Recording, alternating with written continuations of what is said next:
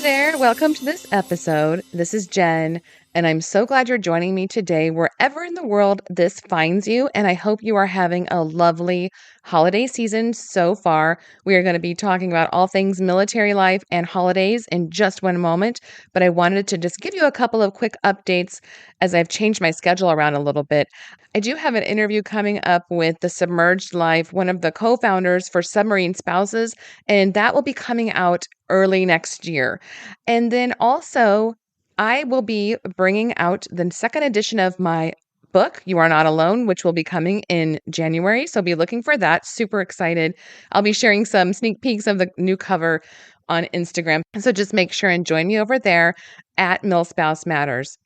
I did want to mention I will be taking a holiday break from whenever this comes out, the week of December 6th, probably until mid to the end of January 2022. I usually take a pretty extended holiday break to kind of plan the upcoming season, figure out who I want to have on the show and what topics are important. So this will be a planning phase for me. So if you have ideas or you think someone you know that would be an amazing guest, please go to my site, jen-mcdonald.com, go to the podcast tab, and you can either message me or apply to be a guest yourself.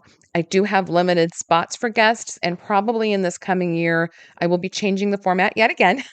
If you've been a listener for a while, you know we've kind of just evolved. It went from just strictly interviews to more of a mix of interviews plus some of my own thoughts, and that's probably where we're going to sit for a while. So I will not be having more than 1 to 2 interviews per month for this next season, just because of some other projects I'm working on. So I don't want to say limited, but it will be very, let's just say, curated for you. So hopefully that will be a very good thing for you. If you have a topic that you really, really want to hear about, please send me a message on Instagram, or you can email me at Jen, at jenmcdonald.net. Let me give a listener shout out real quick. Listener Ashley says every milspouse should listen, and here's what she said in her review. Literally, they should send us the link to this podcast the day our soldier enlists. It is the pick-me-up and you're not alone that you need. Thank you so much, Ashley, for taking the time to leave a review on Apple Podcasts. I know it's not always the easiest thing, but it means the world to me to hear from you all. And I so appreciate it when you take a moment out of your day to let me know what the podcast means to you. Because as you know, I'm just sitting in my home recording this, talking to a microphone, and I do love hearing from you all so much. I know on Spotify, you cannot leave a review right now, but if you follow the show, that does help. So I hope that you'll take a moment to do that. I'm really excited about 2022 and what's coming and some new devotionals and things like that that I'll be having for you. So in the meantime, I hope that you have a wonderful holiday season wherever you are, and know that you're not alone and that my thoughts are with you. And remember, you're strong, you're amazing, and you've got this. So let's get into our talk all about the holidays and military life.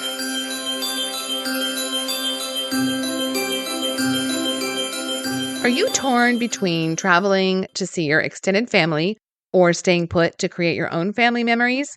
Or are you alone over the holidays because of deployment or military training or fill in the blank? Or have you just moved and you don't know a soul yet and you're missing all your family and friends?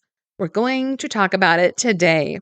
But first, I did want to mention I was recently on the Call to Marriage podcast, and we did talk very in-depth about all things holidays and deployment. So I would encourage you to go listen to that episode.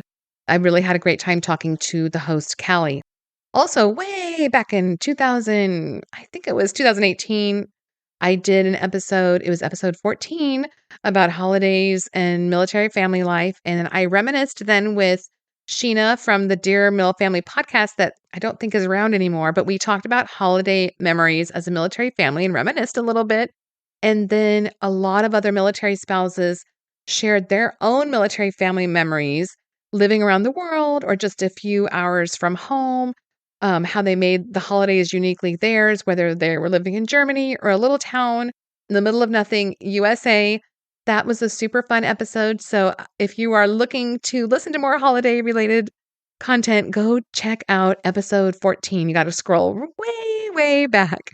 So this week for Jen's favorite things, if you have little ones, take a look at the NORAD, NORAD, official, quote, official Santa tracker.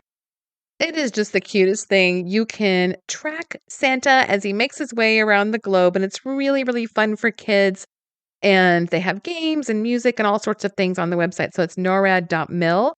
And it's actually manned by the North American Aerospace Defense Command. And the way it started was back in 1955, there was an article or an advertisement in the Sears Roebuck and Company catalog that misprinted a telephone number for children to, quote, call Santa. So instead of reaching Santa, the phone number was putting kids through to the Continental Air Defense Command, the predecessor to NORAD, Commander-in-Chief's Operations Hotline. How funny is that? So rather than just like getting annoyed and hanging up the phone, the director of operations at the time, his name was Colonel Harry Shoup, had his staff check their radar for indications of Santa making his way south from the North Pole. And the children who called were given updates on his location. And so they ended up doing it every year. Every year they have volunteers make the program successful. They don't really use government funds, and they report Santa's location to millions of children around the world.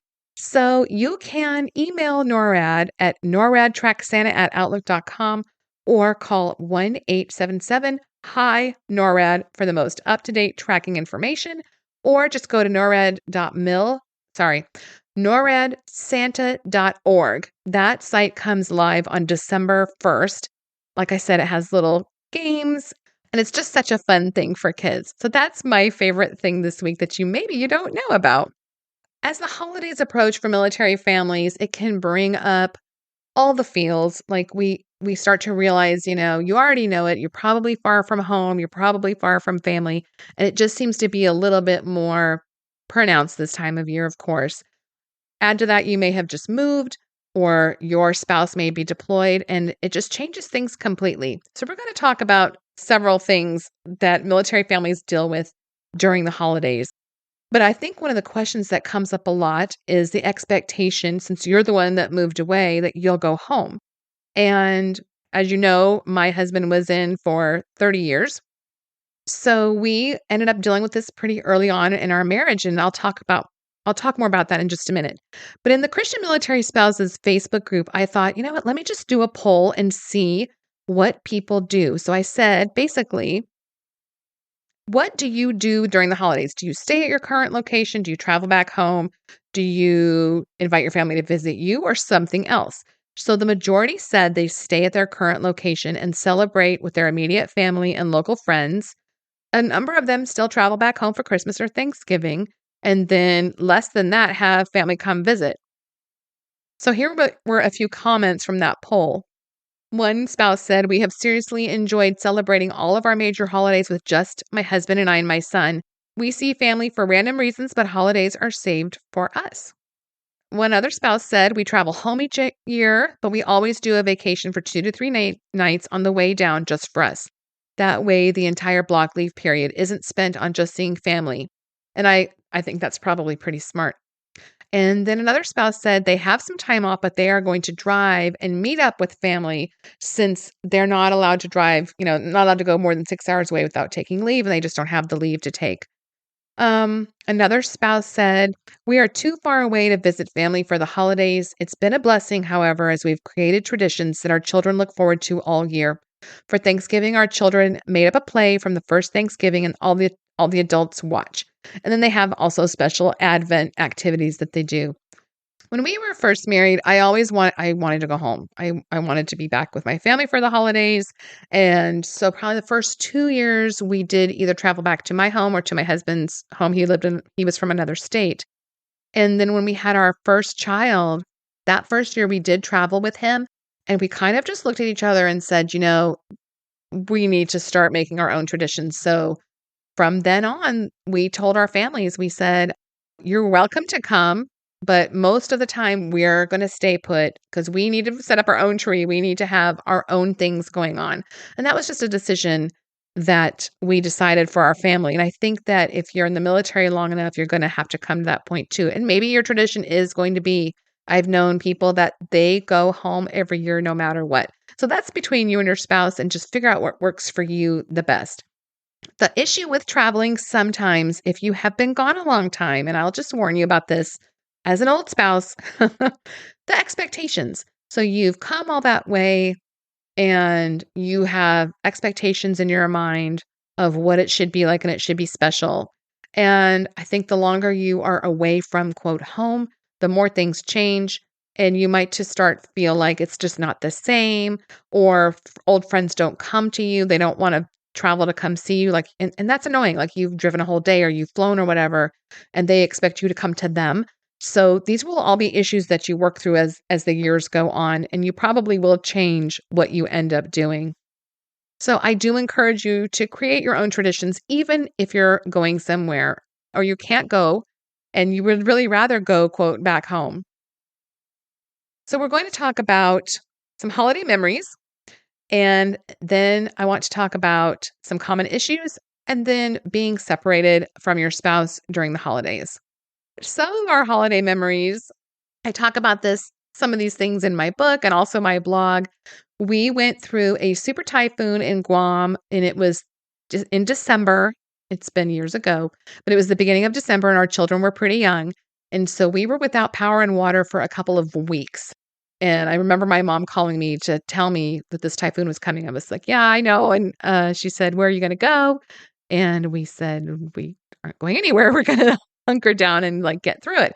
So we did. And so I remember our power came back on probably like December 21st. So we had not really been able to shop. It was just a bare bones kind of Christmas, but yet it was one of our most special because we were just so thankful to have lights back on, to have the power back on. And we ran and grabbed something from the commissary to make for Christmas, clean up the house because it gets kind of gross with no power and water. And you're living near the jungle, and I remember our couches were just kind of like squishy from the humidity, and we just didn't care. We made our dinner and then we went down to the beach for the day. That was a Christmas that all of us still talk about. And at the time, I would have chalked it up to probably not a great Christmas, right? But it becomes one of those special memories. We've also spent other holidays overseas in Germany and the Christmas markets, and that's a whole different type of experience. And again, my husband was deployed during some of them, and we just tried to make the most of it. I did travel with my kids back to the States when we lived in Germany when he was deployed. It was just a different kind of year, and that's okay. I think we learn a lot about ourselves and about our families, and our children learn to be adaptable, and that you don't have to have Christmas the same every single year. You're not going to when you're a military family, right? And there's been other Christmases where we had just moved. When we were in Hawaii for the second time, not going to say, that was a bad thing. That was, we loved Hawaii, but our household goods, I think, either got delivered a couple days before Christmas or right after.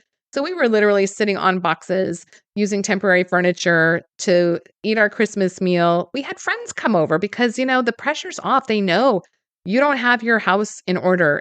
We had friends that lived down the street or like next door neighbors, and we just said, grab a pie, grab something, just come and sit. And so you create community and you create memories wherever you are. It doesn't have to be just so. Let's talk about a couple of other things. For your first holiday season in the military, kind of touched on that. You have to make a decision. Are you going to have your own little Christmas, your own little holiday season together? Are you going to travel? And I would just always, always say, just release any expectations or ways that you think it should be compared to what it was in the past, because it's going to be different. So I remember one of our first Christmases away, my family had always, you opened one present on Christmas Eve, and then we got up the next morning and opened them all together. And my husband had been raised, they opened them all on Christmas Eve. And, you kind of get wedded to the way you've done it. And that year it was our first year of just me and him. And we had moved pretty far away from both our families. And so we decided that we had a new puppy. So everything was different anyway.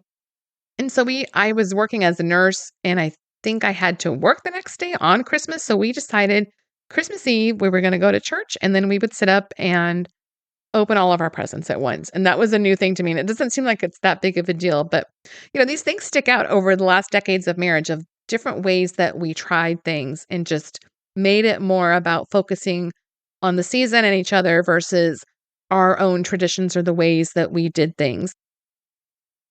So I always think it's so fun to get together with the friends that you're stationed with that become like your family. And if you're new somewhere, just look around and see if there's somebody you could invite. It could be somebody from your spouse's work or somebody else that you met. There's always people that don't have a place to be. So invite them over, tell them to grab whatever they want to bring, have a little potluck. And those can be some of the most fun memories that you'll make over the holidays are those friends that truly become like family because you band together, because you have a shared experience, and you don't have to spend your holidays alone. One thing I really wanted to touch on today was if your spouse is deployed during the holidays, like I mentioned before, that's just a really different time. I have written many articles about this. I'm going to point you to one of my blogs called Getting Through the Holidays where your spouse is deployed. And we know that we're not the first generation to go through separations over the holidays, but with such a small percentage of Americans serving on active duty, it can sometimes feel that way. And then remember that there are other people, first responders, medical people, that are also spending their holidays apart because of the types of jobs. So it can be easy to become really very focused on our own hardships. And let's remember that there's other people also going through this. But military life can be really lonely. And that's never more true than when you're facing the holidays without your husband or wife because they're deployed away for training or even on a remote assignment. So, one thing I have often said when my husband was deployed over the holidays was I wanted to just roll myself in a blanket burrito at the beginning of November and just sleep until after January 1st. So I didn't have to pretend like I cared at all about any of the holidays because sometimes it was hard to muster up that excitement because it's hard to feel excited if you're facing it alone. You miss your partner, your kids. If you have kids, they are missing that other parent. And it can feel like that, what we call the deployment ache, can underlie everything that you're doing. But just as much as I wanted to stay in that and sit in it, and sometimes you need to take a couple hours, kind of get through it, I knew that for my kids' sake, I had to fake it, do that thing, fake it till you make it. And I want to just give you some tips if you are facing the holidays alone. And one little thing I would say, if you don't have somebody that will encourage you to go do things or get out of your house, enlist a friend that's kind of sensitive and maybe will just kind of push you a little bit, but just do what you want to do. You also shouldn't feel obligated or feel like you have to be on for anyone else's expectations.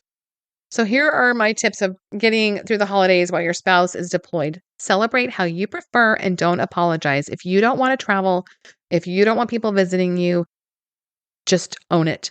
Do you need to scale back a little bit? Or would you rather travel and go to extended family and let them kind of take over and not have to deal with decorating your house? You decide, and then you just tell people, this is what we've decided. This is how we're getting through this year. Don't apologize. Set your priorities, but also be willing to revise. If you want to make sure that you do gingerbread houses with your youngest or whatever your tradition is, plan for that. But if it's also sad for them because they're missing that other parent, then make an adjustment because flexibility is the name of the game in military life, especially getting through holidays without a parent that's normally there. One thing I'll mention is, like I said, if you have a friend that will help you push yourself a little bit, sometimes connecting with other people can get you out of your own head. Maybe going to church, connecting with another outreach like a food pantry that can help you get your mind off of what you're going through for a time anyway. Sometimes leaving your regular environment and just not thinking about, the countdown of how many days are left can give you a fresh perspective. So maybe do something different. What about skipping the gifts? I know that that's one of those things that it might be horrifying to think about, but maybe this is the time, especially if you have kids, think about going somewhere together, having an experience and saying, this is what we're going to do. Tickets to an event you wouldn't normally go to or a family trip and just really go lighter on the presents. That just might be something fun to do. If you're living overseas, I would say, and I know that COVID restrictions right now are still hindering some of this, but if you can get out and go experience the way the locals do it, that can be really fun and different. And it can help you get out of that holiday funk because it's not exactly what you're used to and it's different. Again, back to the experience part, this might be the year to focus on quality time, and it does not have to be anything complicated. Just do like a big movie marathon or get everybody in the family a new book and just say, hey, we're just all reading today and we're just going to hang out. Or if you have new neighbors, do like a cookie exchange or something like that. One of the funnest things for us was putting all the kids and pets in the car on Christmas Eve and just taking a drive around to look at lights, had the Christmas music playing. Everybody had brought their cup of hot cocoa and, a spill-proof container. And those, we still do that. My kids are all grown. And if whoever's here, we still go drive around and look at the lights on Christmas Eve. What about something brand new? If you're currently going through a deployment or long separation, you might feel like you need to stick to all your regular traditions, but maybe it's time to add a new twist. Like spend the day in pajamas, get takeout for Christmas dinner, or rather than preparing a large meal for yourself. Last year, even though we're out of the military, this is just something that I'll give you as a for instance. We all had COVID. My husband and I and our daughter that lives here, we had COVID in December 2020. When Christmas rolled around, none of us were feeling well yet. We were at varying stages of recovery, let's just say. I was not well. And even though we were out of quarantine, there was this part of me that still wanted to like make the big dinner.